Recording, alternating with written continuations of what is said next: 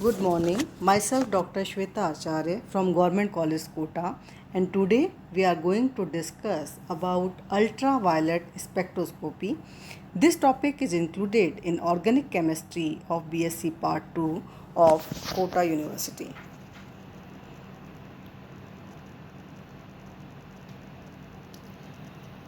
Ultraviolet spectroscopy is also known as electronic spectroscopy. क्योंकि इसमें electron का प्रमोशन होता है ग्राउंड स्टेट से हायर एनर्जी स्टेट से, यानी कि जैसे ही कंपाउंड पर रेडिएशन आएगी तो होगा क्या कि एटम में या मॉलिक्यूल में जो इलेक्ट्रॉन है वो लोअर एनर्जी लेवल से एक्साइट होकर के चले जाएंगे हायर एनर्जी लेवल पे।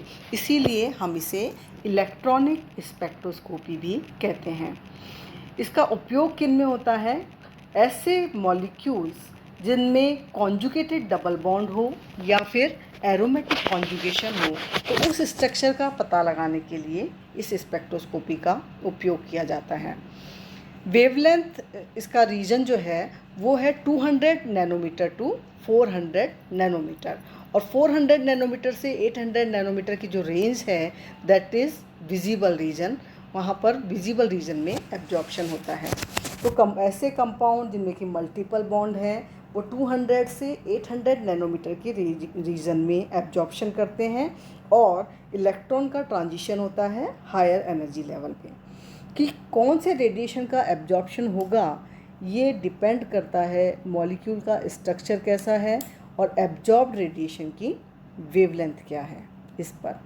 तो किस रेडिएशन का एब्जॉर्प्शन होगा इसे समझने के लिए दो मुख्य नियम दिए गए हैं। First is Lambert law and other is Beer's law. तो सबसे पहले हम देखते हैं Lambert law. Beer's law is also known as Lambert Beer's law, क्योंकि उसमें थोड़ा सा संशोधन किया गया है लैम्बर्ट लॉ के अंदर। तो सबसे पहले हम डिस्कस करते हैं लैम्बर्ट लॉ को। लैम्बर्ट लॉ क्या कहता है? When a beam of monochromatic light is passed through a homogeneous absorbing medium, a decrease in the intensity of radiation with the thickness of the absorbing medium is directly proportional to the intensity of incident radiation. अर्थात जब किसी समांगी अवशोषण माध्यम से एक वर्णी प्रकाश का पुंज गुजारा जाता है तो अवशोषक माध्यम की मोटाई के साथ विकिरणों की तीव्रता में हुई कमी आपतित विकिरणों की तीव्रता के समानुपाती होता है। इस डेफिनेशन में कुछ टर्म्स हैं जिसे हमें समझना आवश्यक है। सबसे पहले यहाँ पर है समांगी अवशोषण माध्यम, that is homogeneous absorbing medium. तो होमोजीनस एब्जॉर्बिंग मीडियम क्या होता है? ऐसा माध्यम जिसमें हर जगह पर कंपोजिशन समान हो, that is known as homogeneous absorbing medium. और इसके बाद एक टर्म आई है मोनोक्रोमेटिक लाइट। तो व्हाट इज़ मोनोक्रोमेटिक लाइट? इसे कहते हैं हम एक वर्णी प्रकाश। एक वर्णी प्रकाश क्या है? अगर जिस लाइट में सिर्फ एक स्पेसिफिक वेवलेंथ वाला प्रकाश हो, लैम्डा एक स्पेसिफिक निश्चित हो, that light is known as monochromatic light और एक वर्णी प्रकाश। तो जो मोनोक्रोमेटिक लाइट को हम किसी भी समांगी अवशोषण माध्यम में से पास करते हैं तो क्या होगा? विकिरणों की तीव्रता में कमी होती जाएगी। तो विकिरणों की तीव्रता में जो ये कमी हो रही है, डिक्रीज हो रहा है, वो किस पर डिपेंड करती हैं? आपतित विकिरणों की तीव्रता के समानुपाती होती है। जो भी आपतित विकिरणों की तीव्रता है दैट इज़ I0, उसके डायरेक्टली ये प्रोपोर्शनल होती है। तो इसको हम किस तरह से लिख सकते हैं mathematically? -di/dx is directly proportional to I0, है ना। यहाँ पर नेगेटिव साइन क्या बताता है? कि विकिरणों की तीव्रता में कमी हो रही है ना, इसलिए हम यहाँ पर नेगेटिव साइन लगाया। इसे हम किस तरह से लिख सकते हैं? di/dx is equals to minus di/dx is equal to minus KI0। यहाँ K जो है वो एक प्रोपोर्शनलिटी कांस्टेंट है, तो that is known as integral constant which is known as absorption coefficient, और इसकी वैल्यू डिपेंड करती है nature of absorbing substance. Absorbing substance की नेचर क्या है इस पर इसकी वैल्यू डिपेंड करती है। इस इक्वेशन को हम किस तरह से लिख सकते हैं? di/I0, I0 को हम यहाँ ले आए is equals to minus K dx। अगर हम इसका इंटीग्रेशन करें, जब x इक्वल्स टू 0 है, मोटाई जब 0 है तो इंसिडेंट रेडिएशन की इंटेंसिटी क्या है, I0। तो x इक्वल्स टू 0 पर I इक्वल्स टू I0, और जब x इक्वल्स टू x हो जाएगा तो I विल बी IT। तो हम इसका इंटीग्रेशन करें I0 और IT के बीच में, तो we will get this equation, integration of di upon dx in the limits x is equal to 0 to x is equal to x, that will k of k dx। तो हमको क्या equation मिलेगी, ln it upon I0 is equals to minus K x. तो it upon I0 अगर हम ln हटाएं, natural log हटाएं, then we will get यहाँ पर e minus K x. Finally we will get this equation, it is equals to IT is equals to I0 e minus K x. जो equation 3 है वो Lambert law का mathematical form कहलाती है, जहाँ I0 जो है वो इंटेंसिटी है transmitted, where I0 is the IT is intensity of transmitted light. तो इंटेंसिटी ऑफ एब्जॉर्ब्ड रेडिएशन अगर हम निकालना चाहें तो हम इसके द्वारा निकाल सकते हैं, क्योंकि IT की वैल्यू अब हमें एब्जॉर्ब्ड रेडिएशन की, ट्रांसमिटेड लाइट की रेडिएशन हमें पता चल गई है। तो I absorption equals to I0 minus IT। तो I absorption equal to I0 minus I0, इसकी वैल्यू इक्वेशन 3 से हमने रखी है। और इसके बाद हमें जो इक्वेशन मिल रही है that is 2 ln IT upon I0 is equals to minus K x. और अगर इसे हम सॉल्व करें then we will get log IT upon I0 is equals to k upon 2.303 x। k upon 2.303 जो है वो अगेन एक कांस्टेंट वैल्यू है, जिसे हम अल्फ़ा से डिनोट करते हैं। Alpha is known as extinction coefficient of absorbing medium. So this was the Lambert law. इसके बाद इसमें कुछ कमी लगी तो बियर ने अपना लॉ दिया, that is known as Beer Lambert law, और पियर्स लॉ कहलाता है।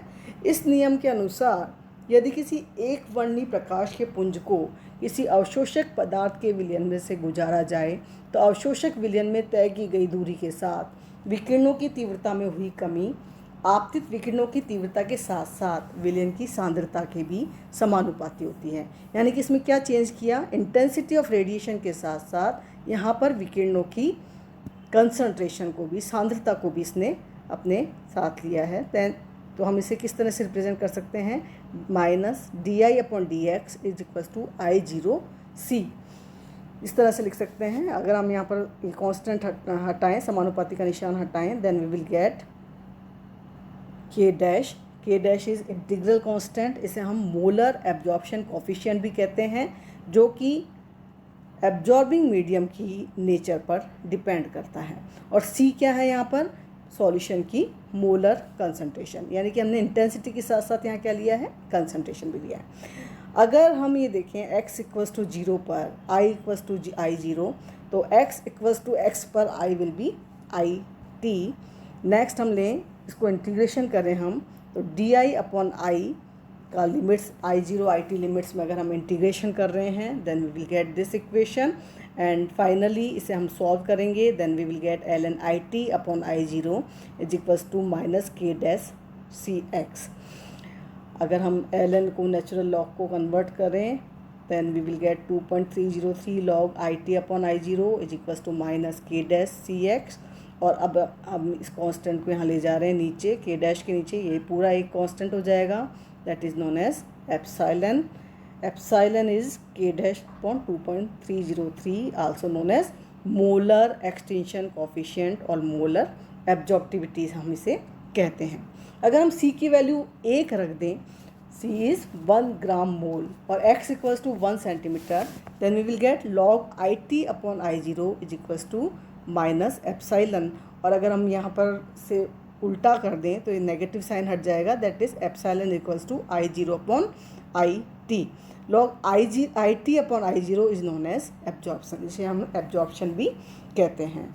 तो इसका मतलब क्या है कि मोलर विलोपन गुणांक या एब्जॉर्बेंस 1 ग्राम मोल सांद्रता वाले विलयन की 1 सेंटीमीटर मोटी परत द्वारा उत्पन्न अवशोषणांक के बराबर होती है। और अगर हमारा टेम्परेचर स्थिर है तो स्थिर ताप पर प्रकाश की निश्चित तरंगदैर्ध्य के लिए यह एक कैरेक्टरिस्टिक प्रॉपर्टी है किसी भी कंपाउंड के लिए। तो अल्ट्रावायलेट स्पेक्ट्रम में किसी एब्जॉर्प्शन बैंड की जो इंटेंसिटी होती है वो अधिकतम अवशोषण पर मोलर अवशोषकता के द्वारा प्रदर्शित की जाती है। इसे हम एप्सिलॉन मैक्स ई मैक्स अथवा लॉग ई मैक्स के द्वारा प्रदर्शित करते हैं। और जिस प्रकाश तरंगदैर्ध्य पर यौगिक के अणु अधिकतम ई मैक्स दर्शाते हैं उसे हम उस वेवलेंथ को हम किससे प्रदर्शित करते हैं, लैम्बडा मैक्स से प्रदर्शित किया जाता है। ये था हमारा बीएस लॉ। अब इस लैम्बर्ट बीएस लॉ में कुछ लिमिटेशंस हैं। वैसे तो ये बहुत इसकी वाइड एप्लीकेशन है, लेकिन इसकी लिमिटेशंस क्या हैं कि जो भी जिस सॉल्यूशन पर हम इसे अप्लाई करें वो सॉल्यूशन जो है वो आइडियली डाइल्यूट सॉल्यूशन होना चाहिए, उन्हीं के लिए ये एप्लीकेबल है। दूसरा, टेम्परेचर जो है वो कांस्टेंट रहना चाहिए, पूरे एक्सपेरिमेंट के दौरान कांस्टेंट टेम्परेचर पर ही अप्लाई होता है। इंसिडेंट रेडिएशन जो है वो मोनोक्रोमेटिक होनी चाहिए, एक वर्णीय प्रकाश होना चाहिए, लैम्बडा एक ही होना चाहिए। दूसरा, नेक्स्ट इज एब्जॉर्प्शन के बाद सॉल्यूशन जो है सॉल्यूशन में कोगुलेशन नहीं होना चाहिए रेडिएशन के एब्जॉर्प्शन के बाद में। और ऐसे ही एब्जॉर्प्शन के बाद में, रेडिएशन के एब्जॉर्प्शन के बाद में कंपाउंड के अंदर, सॉल्यूट के अंदर एसोसिएशन, डिसोसिएशन, आयनाइजेशन या फिर हाइड्रोलाइसिस नहीं होना चाहिए। That's all about laws of UV radiation. Thank you.